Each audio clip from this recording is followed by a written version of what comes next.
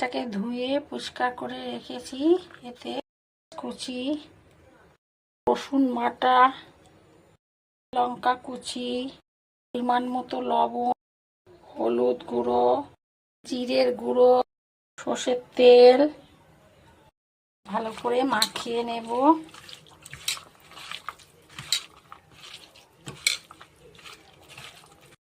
কচু পাতাটা ধুয়ে নিয়ে এসেছি। এবারে কড়ার উপর এটা পেতে দিলাম। তার উপর মাছগুলো পেতে পেতে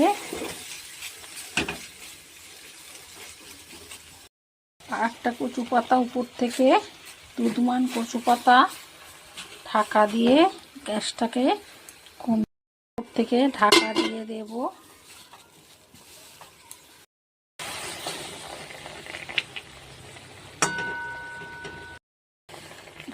দিয়ে দিলাম। নিহারি ভাপাটা কত সুন্দর হয়েছে, গরম ভাতের সঙ্গে জমে যাবে। লাগলো জানাবেন।